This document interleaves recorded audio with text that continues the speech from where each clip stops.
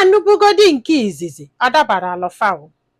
Nya wee nụọ nke ịbụọ na ọ dabara alụfa.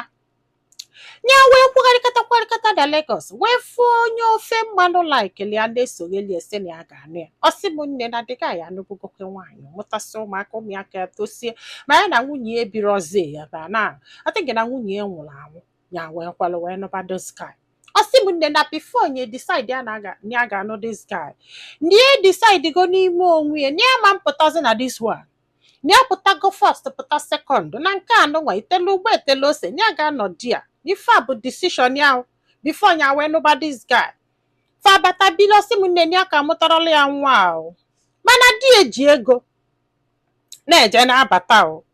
Na ọ na-agaba US mgbe ụfọdụ ọ gaa UK.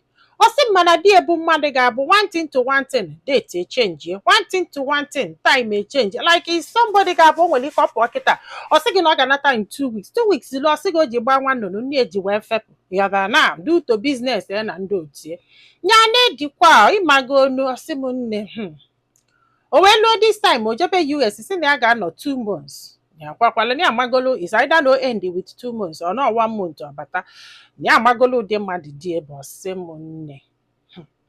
After na di stretch gidele ife a stretch gidi ha lụzie 4 months wee ndị anọzi etu ndị mmadụ na-akpụ ya si akedu ma ọgwụrụ ife na-ese nya na di ya sị fa mba ịgbagolo onye ya si mba o withhold ife ọ chọrọ egwu ya sị ya ọ na-adọ na mma ekekwe n'ebe di gị jebe sị na o jebe US. Ịgbagolo onye anwụ ịgbagolo fa ajụkọtazi ajụkwu onye nke ọzọ wee sị ya isi na gị na di gị ka dị na mma wanyị na di gị nụrụ nwaanyị ọfụ wedele another woman. Nya bụ onye Igbo na ụmụ nwoke Igbo na-abụ ka anụgolu bụ awa ọkọrọ bifo nya wee nụba onye ofe mmanụ.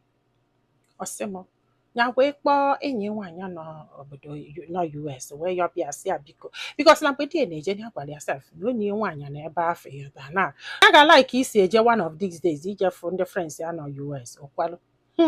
Ya wee kpọọ enyi nwaanyị wee sị ya biko na nne kọdeli ekọsala ya wesa melie investigation. Enyi nwaanyị wee melie investigation o wee pụlụ na di elulu na US wee nụ onye ofe mmanụ ọzọ.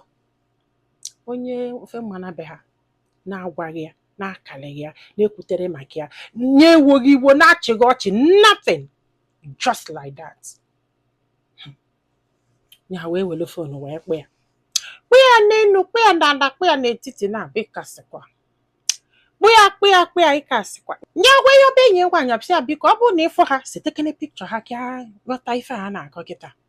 Ọ sị m those girls sete pikchọ fa unu amaalụ na di actually na nwaanyị ọzọ onye ofe mmanụ befa. Nye kipụ ọ nọ na-akpụ ya kpọrọ ya gbụrụ kpọkatị o wee pike.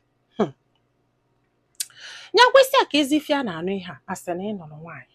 Ọ sị in fact na ya sorry na akala egwu ya mana o nwezi ka o si wee do nya wee decide ezi aka anụzia nwaanyị I hope you understand. Ọ sị m ya ebebe akwa ọ na-ekwu ya na-ebe ọ sị a ga-ebezi n'akwa ndata ịmagonu na onye nke n'obodo oyibo na ya chọrọ anya bịa obodo oyibo ka a na-akwụghalị nkewa na ọ bụkwalụ na ọ dụrụ ya mma you can go ọ bụkwanụ na ọ dọgo mma you can stay you are now. Ọ sị m nne n'ike kwụọla ọtọ ya na marriage ha bụkwa 2 years and this man wee mee ihe a. Ọ sị m na ya mụrụ ife a ga-eme jebe echebe adụ mma na ba anaba adụ mma. Ndị a decide na ya ma mpụta na this marriage na kịta ọ bụzalụ this man bụ onye ji aka ya nyụnye nsị na akwụ ya. Ndị a mụrụ ife a ga-eme ndị a gbọrọ ebe a ga-ebido kedu ife a ga-agwa ndị mmadụ na di eje US jee nụọ nwaanyị ya wee hapụkwa ya. Fa ga-ekwe ebe ọ bụ before from o ji maa nwa nnụnụ nne eji wee felụ na the first marriage ọ gbakwa nwa nnụnụ nne efekwalụ na second marriage na nwa ya kịta agba nwa nnụnụ ma ọnwa anụnụ nne ya jikwa wee felụ onye ga-ebelivu gị kedu ife ọdụ unu ka ọnya mee ọnya nọrọ na this marriage. Nye ajụsịkwa this man jụ ya n'enu jụ ya na anasị anyị amakwa na ịbụ onye ofe mmanụ ndị unu ga-alaiki ndị bụ unu ga-anụkwa ndị bụ unu. Ọ sị anya hapụ ife anwa ya lọvụlụ ya anya chọọ nwaanyị Igbo ya na ya na-abọ si ya kpọbalị ya aba njọ na ndị otie. Ike gwụlụ ike gwụrụ ndị otu yọlụ jụrụ ebe niile ndị otu yọlụ jụrụ ebe niile chai ya ezuru ezi anụba cha anụbago Chineke nna m ekwela anyị ebele nne kedu ife isi m gwa gị ebe decide go that na ịma hapụ di nke ịdụsha na ọgba mkpa nwaanyị abịafa wee nata mgbe afọ ọ na-afịọ mgbati mgbubudu mgbodo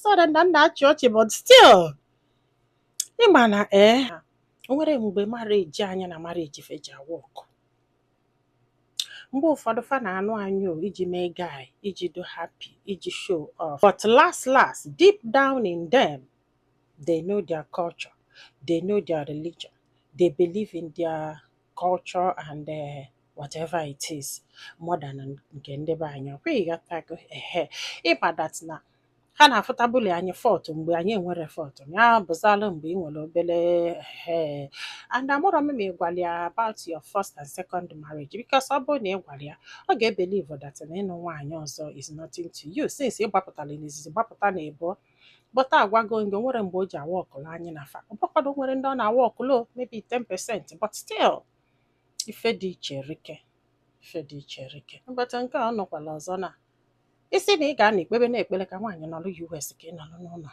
esekwa na ịma nnọ nne m ikpekwenu ka isi ekpe kedu ihe isi m kwuo I am sorry but I don't know what to tell you ọ bara n'ofe mmanụ I can't judge because amara m ka fa si feel is their culture, is their religion. You have to respect it. When you're married to them, you should know.